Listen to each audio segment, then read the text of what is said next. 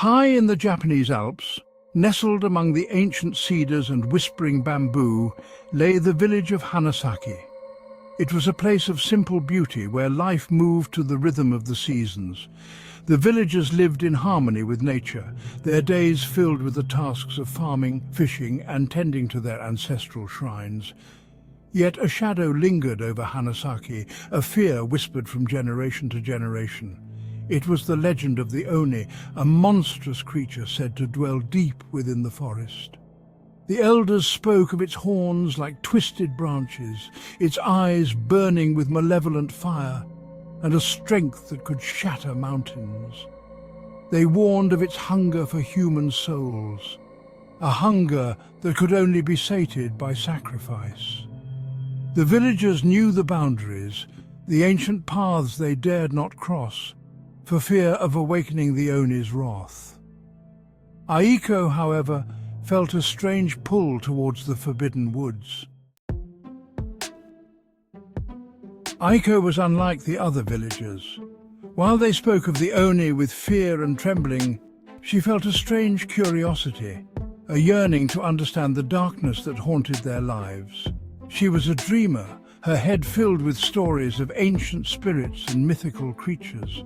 The warnings of her elders seemed like fables, tales spun to keep the young and curious in check. One crisp autumn morning, driven by a force she couldn't explain, Aiko decided to venture into the forest. She told no one of her plans, knowing they would try to stop her. She left behind the safety of the village, the familiar scent of wood smoke and cherry blossoms, and stepped into the cool embrace of the woods. The sunlight struggled to penetrate the dense canopy, casting long, eerie shadows that danced around her feet. At first, the forest seemed to welcome her. The air hummed with the sound of cicadas. Sunlight filtered through the leaves, painting dappled patterns on the forest floor. Aiko felt a sense of peace settle over her, a feeling of being at one with nature. But as she ventured deeper, the forest began to change. The air grew heavy, thick with the scent of damp earth and decaying leaves. The sunlight faded, replaced by an oppressive gloom. A strange disorientation washed over her. The once familiar paths seemed to twist and turn, leading her further and further into the heart of the forest. Panic began to gnaw at the edges of her courage. She quickened her pace, her heart pounding in her chest, desperate to find her way back to the familiar warmth of the village. The forest had become a labyrinth, its beauty replaced by an unnerving silence. Then she heard it, a low growl, deep and guttural, that seemed to shake the very ground beneath her feet. A wave of terror washed over her, cold and paralyzing. Aiko froze, her breath catching in her throat. Slowly, she turned, her eyes wide with fear, searching the shadows for the source of the sound. And there, standing amidst the twisted branches of an ancient oak, she saw it, the Oni. It towered over her, its skin a sickly green, covered in coarse hair, its horns as thick as a man's arm, curved menacingly towards her. Its eyes, burning like hot coals, seemed to pierce through her very soul. The creature was the embodiment of nightmares, a terrifying manifestation of all her deepest fears. Aiko wanted to scream, to run, but her legs felt like lead. Section 5. The Oni's Mark. Aiko fell to her knees, her mind reeling. Words caught in her throat, choked by the sheer terror that gripped her heart. She could only stare up at the monstrous creature, at its jagged teeth bared in a cruel mockery of a smile. The Oni leaned down, its hot, fetid breath washing over her like a wave of nausea. It spoke, its voice a deep rumble that seemed to echo through her very bones. "You dare trespass," it growled, its words thick with ancient malice. "You dare to seek what is forbidden." Then, with a swiftness that belied its size, the Oni reached out, its claws digging into the soft flesh of her arm.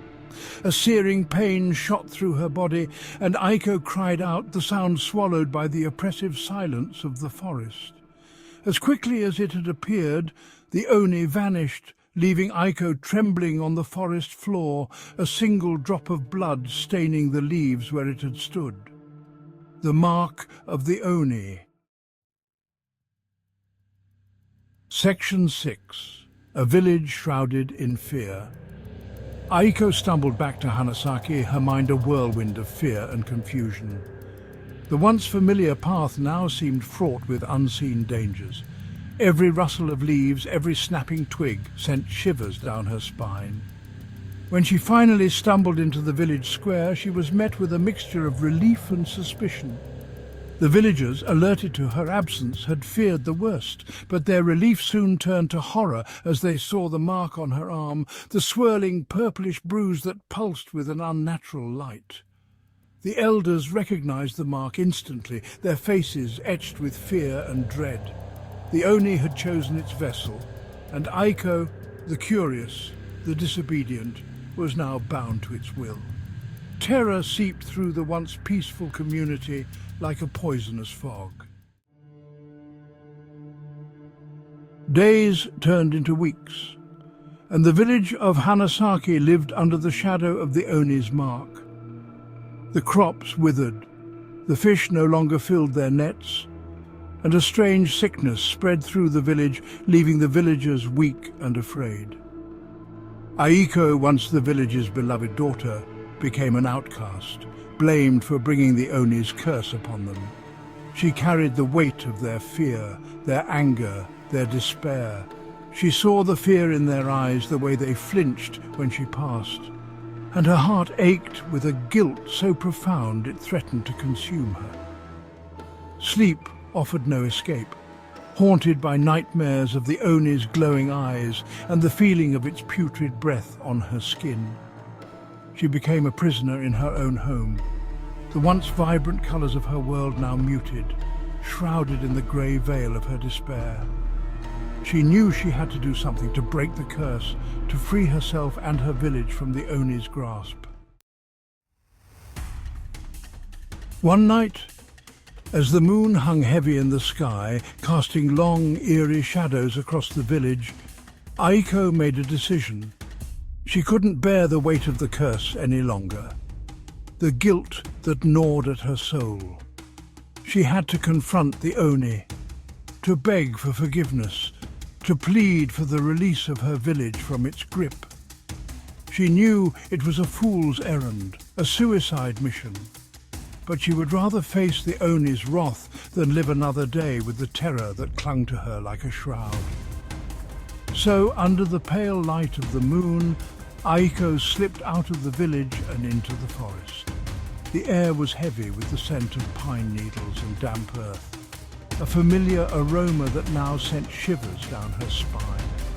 The path seemed to call to her, leading her deeper and deeper into the heart of the woods.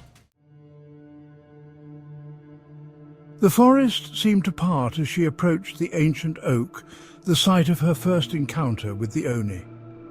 It stood there, a monstrous silhouette against the moonlit sky, its eyes burning brighter than ever.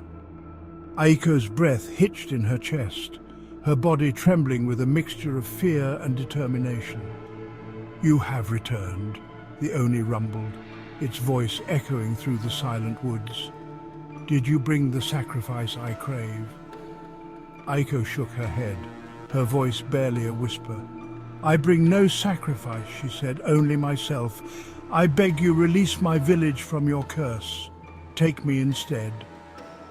The Oni let out a sound that was both a laugh and a growl, its eyes burning into her. "You misunderstand, little one," it said, its voice like grinding stones.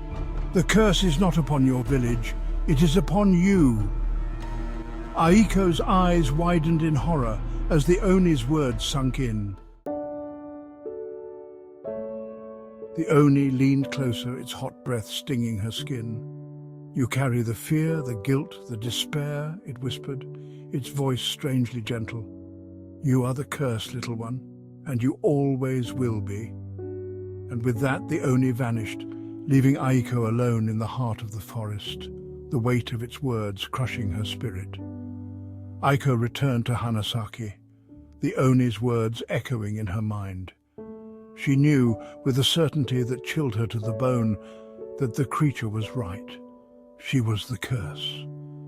The mark on her arm, a constant reminder of her transgression, throbbed with a dull ache. The village might heal, might eventually forget the fear that had gripped them, but Aiko would carry the Oni's mark, both physically and emotionally, for the rest of her days. The forest stood silent, a watchful guardian of its secrets, and the haunting tale of Aiko and the Oni would forever be etched in the heart of Hanasaki.